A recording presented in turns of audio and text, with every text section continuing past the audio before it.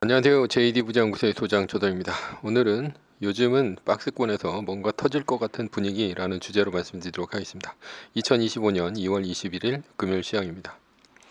2025년 3월 JD부장연구소 42기 공지를 합니다. 주식 강의이고요. 다음 주 월요일인 2월 28일서부터 일주일간 모집을 합니다.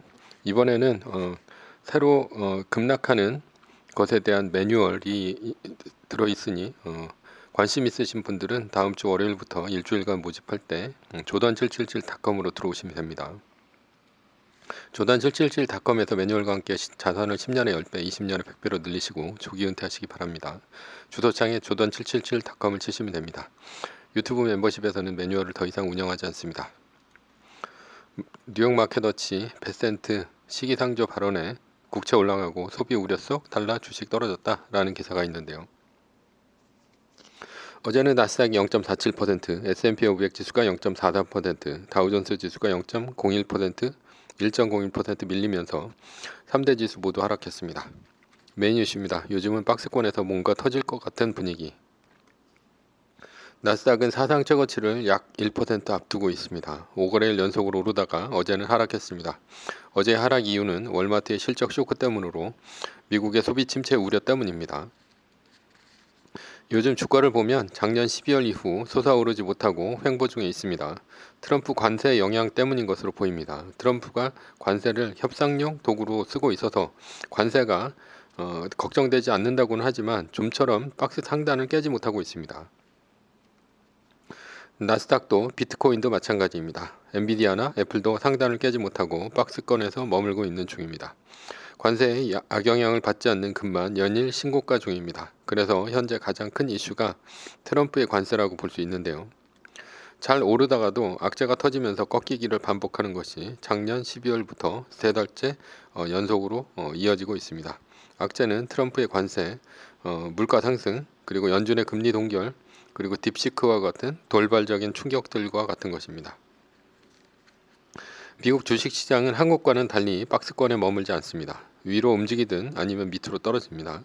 호재나 악재를 강하게 반영하기 때문입니다. 관세 이후에 우크라이나 전쟁 종시, 금리나 첨단 기술 개발 등과 같은 호재가 터지면 박스권을 뚫고 올라갈 것으로 보입니다. 그러나 악재가 터지면 다시 급락할 것입니다. 지금은 박스권을 석 달이나 끌어왔으니 조만간 악재건 호재건 터질 것으로 보입니다. 결론입니다. 저는 앞으로 닥칠 호재나 악재를 모릅니다. 아니 당장 오늘 주가가 오를지 떨어질지도 모릅니다. 그것을 아는 사람은 세상에 없겠죠. 그래서 미래는 안개 속과 같습니다. 주식은 장기적으로 보면 반드시 우상향을 합니다. 급락한다 하더라도 매뉴얼로 대응한다면 됩니다. 서브 이슈입니다. 새로운 산업혁명을 불러올 인공지능 세상. 자본주의가 시작되고 자본가들은 생산성 향상에 목숨을 걸었습니다. 왜냐하면 생산성 향상이 있어야 살아남을 수 있었기 때문입니다. 예를 들어 방적기, 방직기와 같은 기계를 도입한 자본가는 큰 돈을 벌었고 간의 수공업자들은 사라졌습니다. 기계의 힘으로 만들어낸 생산성 향상은 대량 생산으로 이어졌고 그로 인해 인류는 풍요로워졌습니다. 그러나 기계로 만들어낸 풍요는 러다이트 운동의 우려와는 달리 인간이 반드시 필요했습니다. 기계 혼자서 물건을 만들 수는 없었습니다. 산업혁명은 사라지는 일자리도 있었지만 인간에게 이전보다 훨씬 더 많은 일자리를 만들어줬습니다. 자본가들은 선진국에서는 생산성 한계에 부딪힐 수밖에 없었습니다. 기계 성능의 향상만으로는 경쟁자들을 압도할 수 없었습니다. 그러나 일부 똑똑한 자본가들은 생산 원가에서 가장 많이 차지하는 인건비를 줄인다면 경쟁자를 압도할 수 있다는 사실을 알아냈습니다. 인건비를 줄이는 것은 노동법이나 인권 등과 같은 각종 규제가 있는 선진국에서는 한계가 있었습니다. 그래서 자본가들은 생산성 향상을 위해 눈을 돌린 것이 개발도상국으로의 공장 이동입니다. 공장의 이동은 A라는 개발도상국에서 인건비가 비싸지면 더 인건비가 싼 B 개발도상국으로 이동하는 것이 현재의 패턴입니다. 1991년 소련이 무너지고 시장은 2배로 늘었으며 인건비가 싼 나라도 2배로 늘었습니다. 자본가들은 더 적은 돈을 들여 더 많은 돈을 벌 수 있었습니다. 선진국은 청년 인구가 줄어들고 있습니다. 갈수록 저출산 고령화가 심화되고 있습니다.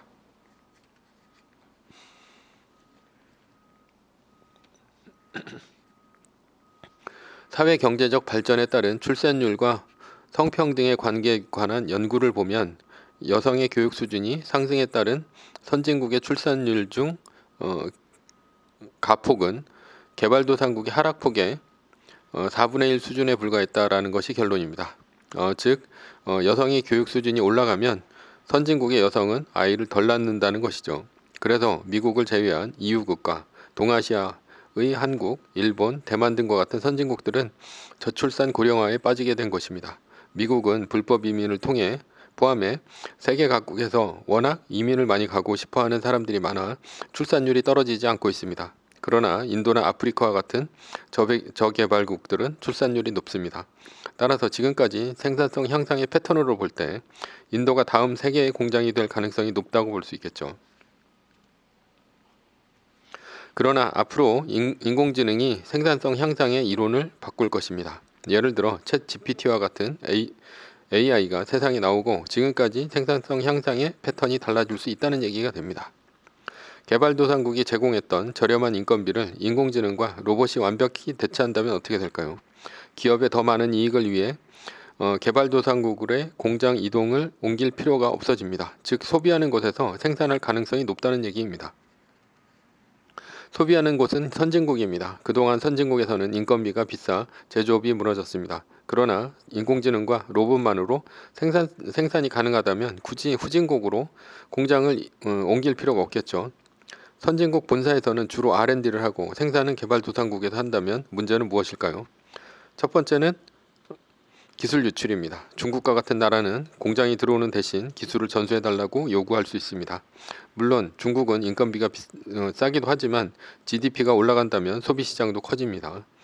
그 외에도 공장 시설을 해킹하거나 노하우를 배워서 기술 유출이 일어날 수도 있습니다. 그러나 선진국에서는 직접 생산을 한다면 기술 유출을 걱정할 필요가 없겠죠.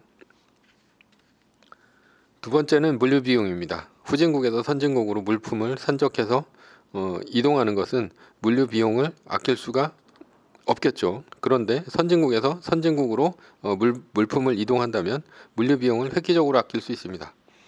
중국에서 미국으로 오는 배편 굉장히 멀죠. 거기에 대한 비용과 시간을 아낄 수가 있습니다. 세 번째는 재고관리입니다. 이동하는 시간이 짧을수록 재고관리도 쉽습니다. 팔리는 것을 보고 생산량을 바로 결정할 수 있다는 점입니다. 그러나 물류 시간이 길어지면 그만큼 생산량을 결정하는 것이 늦어집니다. 재고 관리를 잘하면 쓸데없이 많은 물건을 생산할 필요가 없기 때문에 비용이 줄어들게 됩니다. 여기서 드는 의문은 그럼 개발도상국이 시장을 닫는다면 어떻게 될까요? 개발도상국은 선진국의 물건 중 첨단 제품과 같은 것은 꼭 사야 합니다. 다만 인도, 중국과 같은 곳은 시장이 크기 때문에 높은 관세를 물 수도 있으나 선진국도 개도국에 상호 관세를 매기면 관세를 낮출 수는 있을 것입니다. 그렇다면 모든 공장이 선진국에 있지는 않을 것으로 보입니다. 그렇다고 해도 왜냐하면 환경 문제를 일으킬 수 있는 가격이 싼 제품들은 여전히 개발도상국의 몫으로 남아있을 것입니다. 그러나 핵심 첨단 제품들은 더 이상 인건비 때문에 선진국에서 해외로 공장을 이전하지는 않을 것입니다. 이것이 현실화된다면 나라 간에도 빈익빈 부익부가 생겨날 것입니다. 인공지능과 로봇으로 생산성 향상을 이룰 수 있는 나라는 더욱 더 잘 살게 될 것이고 그렇지 못한 나라는 더 못 살게 될 것입니다. 한국에서는 결혼할 때 동진혼의 비율보다는 상향혼의 비율이 높습니다. 상향혼의 비율이 높다는 것은 부자는 부자끼리 결혼하지 않고 돈 많은 남자와 돈 없지만 젊고 예쁜 여자와 결혼이 이루어진다는 뜻입니다. 그러나 선진국에서는 부자는 부자끼리 결혼하고 가난한 자는 가난한 자끼리 결혼합니다. 상향혼의 비율이 높으면 부의 재분배가 이루어집니다. 그러나 동진혼의 비율이 높으면 부자는 더욱더 부자가 되고 가난한 사람은 더욱더 가난하게 됩니다. 돈 버는 것이 쉽지 않다는 뜻이고 계급이 고촉화된다는 뜻입니다. 지금까지 선진국에서 개발도상국에 자본을 투자하고 공장을 지어주면서 세계의 나라가 서로 발전하는 모델이었습니다. 마치 결혼으로 따지면 상향혼 비율이 높았던 것과 같다는 뜻입니다. 그러나 앞으로는 선진국에서 생산과 소비를 모두 한다면 부의 재분배는 없을 것입니다. 그리고 동질혼과 같은 선진국과 개발도상국 간의 빈부의 격차는 더욱더 심해질 것으로 보입니다.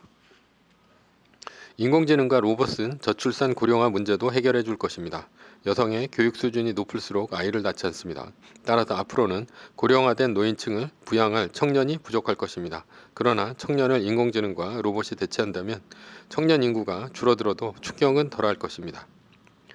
결론입니다. 인공지능으로 공장이 돌아간다면 전력 인프라가 문제가 생길 것입니다.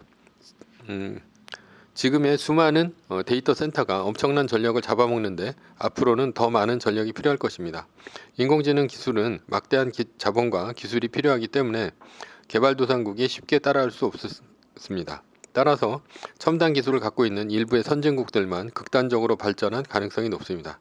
인공지능이 완벽하게 인간을 대체해 제품을 생산하는 시대가 온다면 그것이 제2의 산업혁명이 될 것입니다. 매뉴얼입니다. 세계 1등 주식은 전고점 대비 2.5% 떨어질 때마다 10%씩 팔면서 숏을 치며 리밸런싱을 하다가 나스닥 마이너스 3%가 뜨면 숏을 치며 말뚝을 박습니다. 그러다 반등이 시작되면 V자 반등 리밸런싱을 하면 됩니다. 자세한 내용은 JD 부장구세 인강 사이트에서 강의를 들으시면 됩니다. 전제는 세계 1등 주식은 우상해야 합니다. 매뉴얼을 지키며 세계 1등에 투자하면 매년 25%의 복리로 10년간 10배, 20년간 100배로 재산을 불릴 수도 있습니다.